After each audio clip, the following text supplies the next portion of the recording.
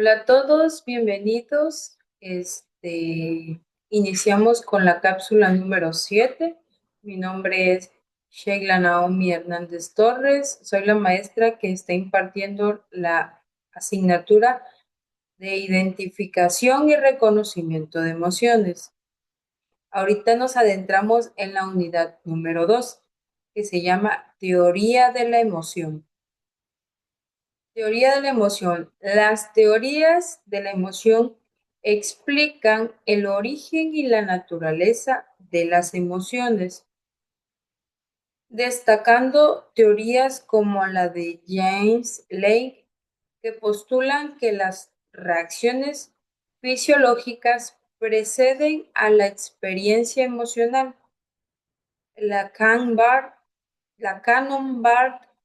que sostiene que la emoción y la respuesta fisiológica ocurren simultáneamente. La de Lazarus, que enfatiza la evaluación cognitiva de la situación. La evolutiva, que ve las emociones como adaptaciones biológicas, y la teoría de la emoción construida, que considera las emociones como construcciones mentales y sociales.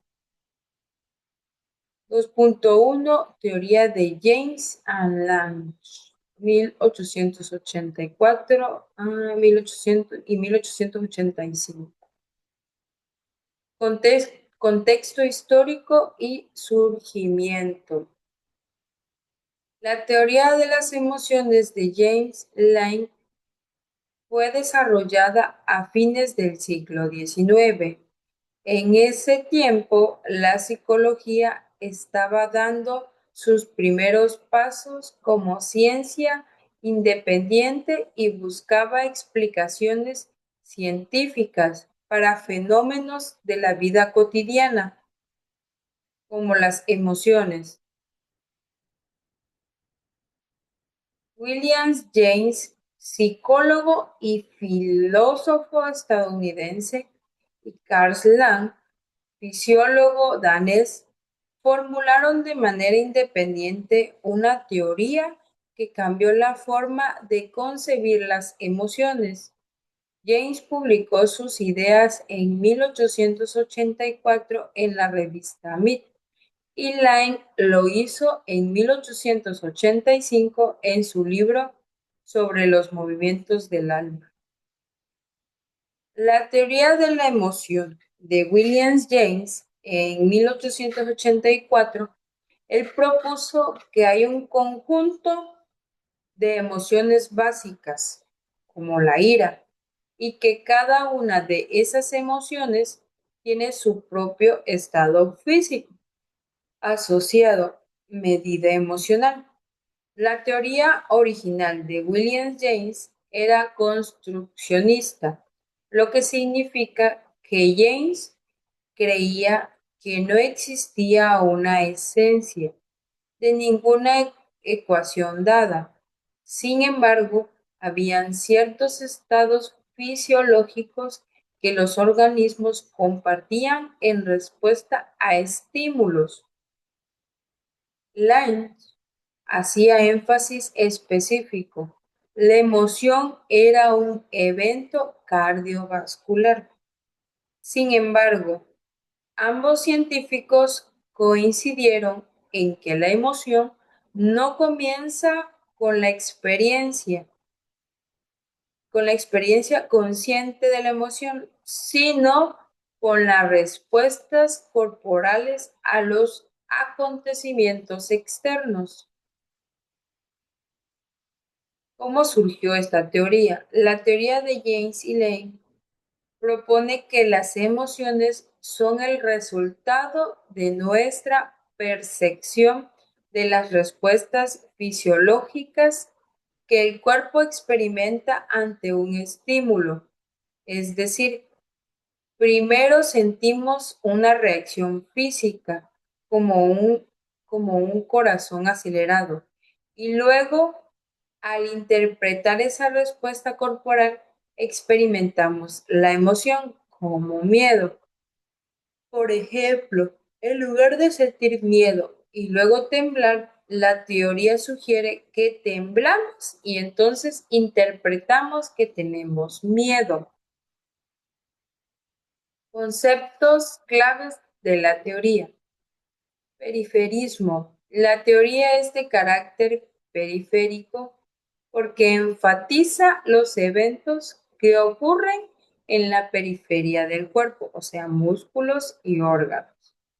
Y no es el cerebro que origina la emoción. Estímulo, respuesta fisiológica, emoción. La secuencia es evento o estímulo, respuesta fisiológica, cambios en el cuerpo, interpretación de esa respuesta y sentimiento de la emoción. Ejemplo, ver un oso, tu corazón late rápido. Interpretas esa aceleración sintiendo miedo. Llorar.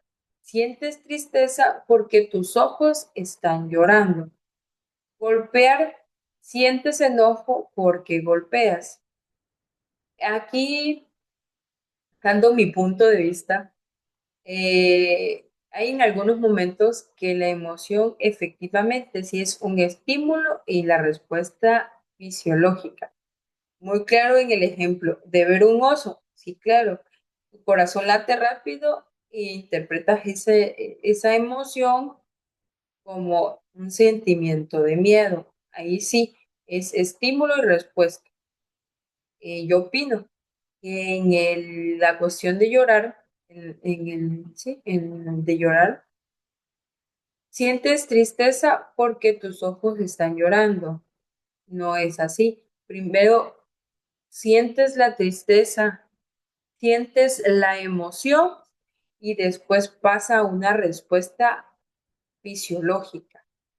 Ahí es al revés. Primero es la emoción y luego la respuesta fisiológica. Igual en el golpe, primero sientes la emoción, sientes el enojo y en base a ese enojo haces una respuesta fisiológica que es ya sea el golpear, el insultar o a lo que te lleve el no. Principales aportes de William James. William James argumenta que si eliminamos todas las sensaciones corporales, apenas quedaría algo de la emoción. Para él, las emociones eran esencialmente la percepción subjetiva de los cambios físicos. Un ejemplo característico es, no lloramos porque estamos tristes, sino que estamos tristes porque lloramos. No me están preguntando, pero ahí no estoy muy a favor. James destacó que el cuerpo actúa de forma automática ante un estímulo y es esa respuesta corporal la que da origen a la emoción.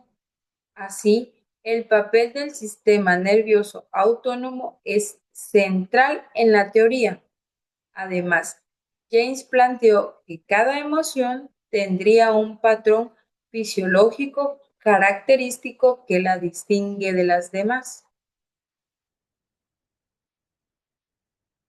Causland coincidía con James en que las emociones eran consecuencia de los cambios fisiológicos, pero puso mayor énfasis en el sistema circulatorio. Según Lane, los cambios en la circulación sanguínea y en el tono vascular eran responsables de la aparición de las emociones. Ambos coincidieron en la idea básica, pero la versión de Lane era más fisiológica y médica, mientras que la de James era más psicológica y filosófica. Por esta razón, la teoría se conoce como teoría de James Lane, integrando las dos perspectivas.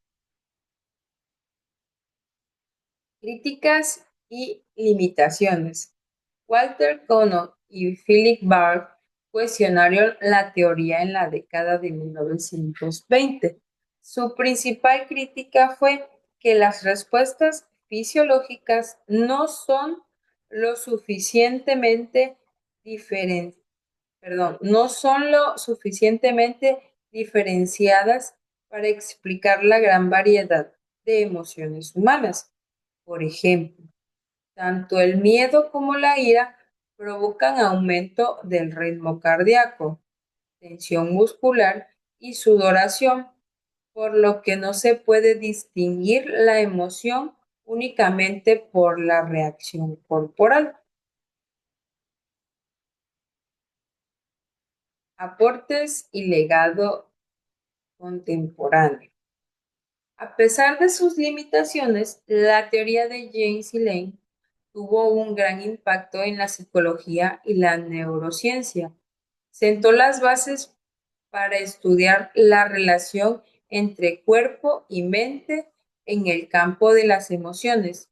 Inspiró investigaciones modernas como la teoría de los marcadores somáticos de Antonio Damasio, que sostienen que las emociones y las sensaciones corporales influyen en la toma de decisiones. Actualmente se reconoce que, aunque las respuestas fisiológicas no son las únicas responsables de las emociones, sí desempeñan un papel fundamental en su intensidad y en la experiencia subjetiva. El legado de esta teoría es haber transformado la manera en que comprendemos las emociones, mostrando que son fenómenos integrales que involucran tanto el cuerpo como a la mente. Ahorita nos adentramos en la teoría de Cannon y Barr, 1027 y 1928. Introducción. La teoría de las emociones de Cannon y Barr representa un hito en la psicología y neurociencia del siglo XX. Esta investigación tiene como objetivo explorar detalladamente los fundamentos, evolución, aplicaciones y críticas de esta teoría, manteniendo una estructura académica y formal que permita comprender su relevancia en el estudio de las emociones humanas. Contexto histórico. La teoría fue desarrollada en la década de 1920 por Walter Cannon y Philip Barr como respuesta a la teoría de James Lane. Cannon, fisiólogo de Harvard, observó que las respuestas fisiológicas eran demasiado similares para explicar emociones distintas. Junto con Barr, propuso que las emociones se originan en el tálamo, el cual envía señales simultáneas al cuerpo y a la corteza cerebral. La teoría Cannon y Barr sostienen que la experiencia emocional y la respuesta fisiológica ocurren simultáneamente, no secuencialmente. El tálamo juega un papel central al interpretar estímulos emocionales y activar tanto la corteza cerebral como el sistema nervioso autónomo. Esto contradice la idea de que las emociones son el resultado de cambios corporales como proponía James Elaine. Ejemplo, si ves una serpiente, la teoría de Kant y Barr explica que sentirías miedo, o sea, la emoción, y comenzarías a temblar, o sea, la reacción fisiológica o reacción física, al mismo tiempo, sin que una cause la otra. O sea, van a entender que las dos son completamente independientes, separadas. ¿Sí? Comparación con otras teorías. La teoría de James y Lane sugiere que las emociones son consecuencias de respuestas fisiológicas. Como ya decíamos, lloramos y luego sentimos tristeza. En cambio, Cannon, Barr argumenta que sentimos tristeza y lloramos al mismo tiempo. La teoría de Scharten y Singer añade una componente cognitivo, donde la interpretación del contexto determina la emoción. Cannon y Barr se enfocan más en la simultaneidad y el papel del tálamo. Implicaciones éticas. La comprensión de las emociones plantea dilemas éticos en neurociencia, como la manipulación emocional mediante estimulación cerebral. También se discute el uso de tecnologías emocionales en publicidad y política. La teoría Cannon y Barth invita a reflexionar sobre la responsabilidad en el uso del conocimiento emocional.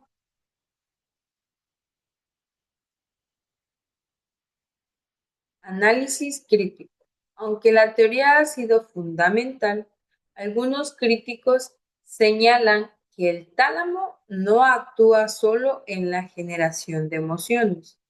Estudios modernos muestran que la amígdala, la corteza prefrontal y otras estructuras también participan.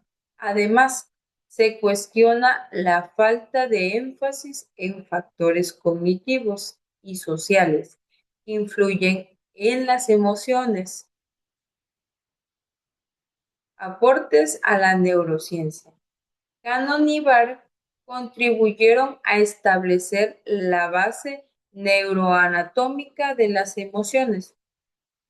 Su énfasis en el tálamo abrió camino a investigaciones sobre circuitos emocionales. Hoy se reconoce que las emociones involucran redes complejas, pero la teoría sigue siendo un punto de partida esencial. Con el avance de la neurociencia, la teoría de Cannon y Barr ha sido complementada por modelos más integradores. Se han incorporado elementos cognitivos, sociales y culturales. Sin embargo, su propuesta de simultaneidad sigue siendo válida y ha sido confirmada por estudios de neuroimagen y fisiología. La teoría de las emociones de Cannon y Barr representan un avance significativo en la comprensión de la experiencia emocional. Aunque ha sido objeto de críticas y evolución, su enfoque simultáneo ha influido en múltiples disciplinas. Esta investigación ha abordado sus fundamentos, aplicaciones y relevancia actual, destacando su papel en la historia de la psicología y la neurociencia.